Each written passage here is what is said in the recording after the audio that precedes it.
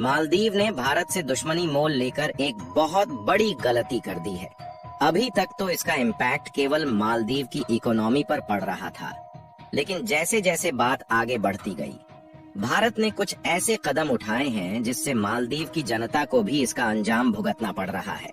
क्योंकि Maldives food import के लिए केवल भारत पर ही डिपेंड है, लेकिन अब भारत की तरफ से मालदीव को पोटैटो एक्सपोर्ट रोक दिया गया है। यानी कि कुल मिलाकर जो सबसे ज्यादा मालदीव में इंपोर्ट होने वाला फूड है वह है पोटैटो। लेकिन भारत ने मालदीव को एक्सपोर्ट किए जाने वाले पोटैटो पर पूरी तरह से रोक लगा दिया है। आपको बता दें कि इसके लिए मालदीव चाहकर भी चीन से पोटैटो इंपोर्ट नहीं कर सकता। इसका सबसे बड़ा कारण यह है कि मालदीव से चीन के बीच की ट्रांसपोर्टेशन कॉस्ट बढ़ जाती है और मालदीव की इकोनॉमी इतनी भी ज्यादा अच्छी नहीं है कि वह हाई कास्ट में फूड प्रोडक्ट इंपोर्ट कर सके। और भारत के लिए कमाल की बात यह है कि भारत ने बांग्लादेश को एक्सपोर्ट के ऊपर जो रिस्ट्रिक्शंस लगाए थे उसको हटा दिए हैं और अब भारत मालदीव के बजाय बांग्लादेश को एक बड़ी मात्रा में पोटैटो का एक्सपोर्ट करने वाला है। आपको बता दें कि पोटैटो ही नहीं बल्कि अन्य फूड प्रोडक्ट भी भारत बांग्लादेश को एक बड़े मात्रा में एक्सपोर्ट करता था। हालांकि हाल ही में कुछ दिनों पहले भारत ने बांग्लादेश को फूड एक्सपोर्ट के ऊपर थोड़े बहुत रिस्ट्रिक्शन लगाए थे, लेकिन भारत ने अब उसे हटा दिया है। पूरी डेवलपमेंट क्या है इस वीडियो में समझते हैं। भारत के द्वारा मालदीव के खिलाफ लिए गए इस एक्शन के लिए वीडियो को एक लाइक करके चैनल को सब्सक्राइब जरूर करें। देखिए, बात कुछ ऐसी है कि जब से मालदीव के राष्ट्रपति चीन के राष्ट्रपति से मिलकर वापस लौटे हैं, तब से उनके तेवर बदले हुए हैं और मालदीव के राष्ट्रपति इस समय भारत के खिलाफ जहर उगलने के अलावा और कुछ भी नहीं कर रहे हैं। जबकि मालदीव को इस बात का अंदाजा लग चुका है कि भारत ने अब उसका साथ देना छोड़ दिया है और अब इसीलिए भारत ने कुछ प्रोजेक्ट को मालदीव में सेटअप करने की बजाय दूसरे देशों में शिफ्ट कर दिया है। लेकिन अभी तक जो भारत के द्वारा मालदीव को फूड एक्सपोर्ट है वह अभी तक चालू था, लेकिन भारत ने फाइनली अब जाकर इस चीज को रिस्ट्रिक्ट करना शुरू कर दिया है। वैसे देखा जाए तो मालदीव को होने वाले फूड एक्सपोर्ट पर पूरी तरह से प्रतिबंध नहीं लगाया गया है। अभी केवल पोटैटो एक्सपोर्ट के ऊपर ही रोक लगा दिया गया है और आगे चलकर इससे भी बड़े कदम उठाए जा सकते हैं। इसके अलावा भी भारत मालदीव में एक बहुत बड़े रिन्यूएबल एनर्जी प्रोजेक्ट को सेटअप करने वाला था, जो कि था फ्लोटिंग सोलर पार्क, जिसको भारत की एक कंपनी ताज एक्सकोटिका रिजॉर्ट्स सेटअप करने वाली थी। और अब भारत ने इस प्रोजेक्ट को मालदीव में सेटअप करने के बजाय यूएई, फ्रांस और लक्षद्वीप में सेटअप करने वाला है। क्योंकि अगर देखा जाए तो मालदीव को लक्षद्वीप से टक्कर देने के लिए लक्षद्वीप को भी एक बहुत ही अच्छा टूरिस्ट सेक्टर बनाना होगा और किसी भी टूरिस्ट सेक्टर को अच्छा बनाने के लिए बिजली का बहुत ही ज्यादा योगदान होता है और इसीलिए भारत की कंपनी ताज एक्सकोटिका रिजॉर्ट्स फ्लोटिंग सोलर पार्क को लक्षद्वीप में सेटअप करने वाली है। खैर, अगर भारत से आलू यानी कि पोटैटो एक्सपोर्ट को देखा जाए तो Bharat Qatar, Dubai, Malaysia, Bangladesh और गुयाना समेत लगभग सभी मिडिल ईस्ट देशों में पोटैटो एक्सपोर्ट करता है।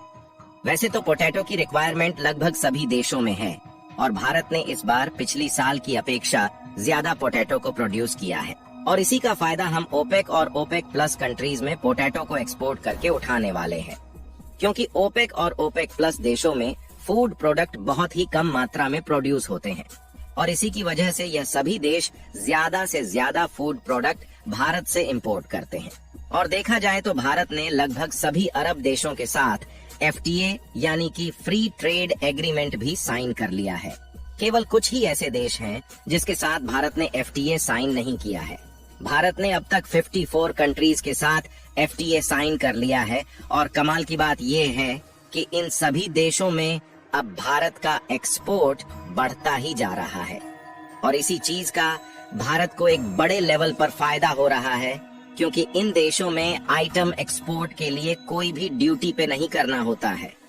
आपको बता दें कि कुछ सालों पहले भारत ट्रेड रिलेशंस में घाटे का सौदा कर रहा था, लेकिन 2021 के बाद भारत धीरे धीरे अपने बायलैटरल ट्रेड में इजाफा करता जा रहा है और साल 2023 की दिसंबर में भी कुछ परसेंट की बढ़ोतरी देखी गई और इस समय भारत का एक्सपोर्ट 38.4 बिलियन के करीब है, जिसमें भारत ने सबसे ज्यादा शुगर व्युत्पन्न मोलासेस यानी कि गन्ने द्वारा बने गुड़ का एक्सपोर्ट किया है।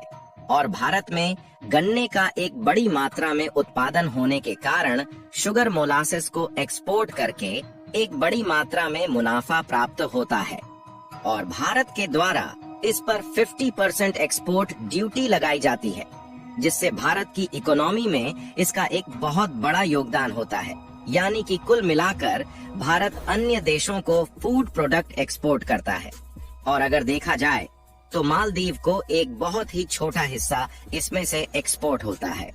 भारत को भले ही मालदीव को फूड प्रोडक्ट एक्सपोर्ट करने से ज्यादा फायदा नहीं होता, लेकिन इससे मालदीव की इकोनॉमी में एक बहुत बड़ा इम्पैक्ट पड़ता है।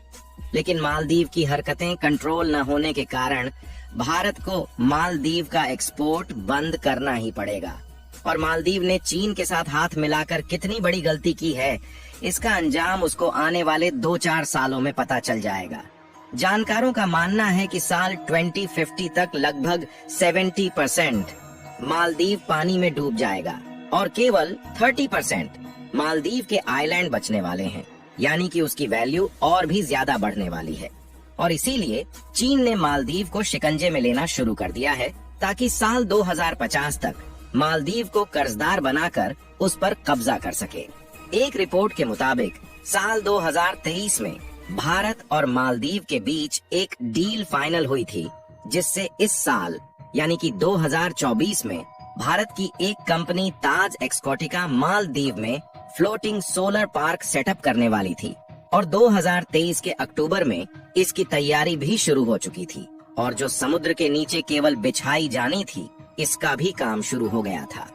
और इस प्रोजेक्ट से मालदीव की इकोनॉमी में एक बहुत बड़ा फायदा होने वाला था, क्योंकि मालदीव टूरिस्ट को अच्छी सुविधा देने के लिए डीजल जनरेटर का इस्तेमाल करता।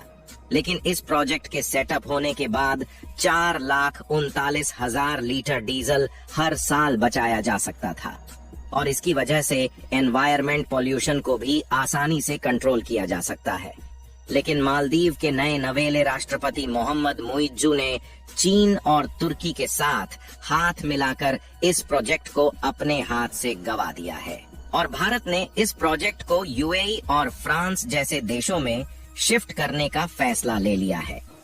यहाँ तक कि भारत चाहे तो इस फ्लोटिंग सोलर पार्क को लक्षद्वीप में भी सेटअप कर सकता है, क्योंकि लक्षद्वीप में भी इसकी रिक्वायरमेंट पड़ने वाली है। देखिए, अब मालदीव की मिलिट्री को सिक्योरिटी के लिए ड्रोन की रिक्वायरमेंट पड़ गई है और इसके लिए मालदीव ने तुर्की से $37 मिलियन की डील को फाइनलाइज किया है और इसके लिए जो मालदीव पैसा खर्च करने वाला है, वह सारा पैसा चीन से कर्ज लेकर ही होने वाला है। यानी कुल मिलाकर चीन के कर्ज में मालदीव की पिराई अच्छे तरीके से होने वाली है।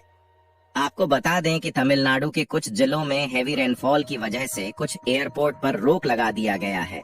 इसी की वजह से तमिलनाडु से मालदीव जाने वाली फ्लाइट अभी मालदीव नहीं जा रही है, जिसके कारण भारत से होने वाला पोटैटो एक्सपोर्ट इस समय रुका हुआ है, जबकि कुछ अन्य प्रोडक्ट जैसे कि टमाटर और प्याज का एक्सपोर्ट अभी चालू है, क्योंकि इन फूड प्रोडक्ट का एक्सपोर्ट अन्य स्टेट से किया जाता है। बाकी आप लोगों का क्या मानना है कि भारत को पोटैटो एक्सपोर्ट फिर से चालू करना चाहिए या नहीं? अपनी राय कमेंट में जरूर बताएं। मालदीव के खिलाफ भारत के इस शानदार कदम के लिए इस वीडियो को एक लाइक जरूर कीजिए और अपने मित्रों तक इस वीडियो को शेयर करें ताकि उन्हें भी जानकारी मिल सके। इसी तरह और भी नॉलेजेबल वीडियो देखने के लिए चैनल को सब्सक्राइब जरूर कीजिएगा।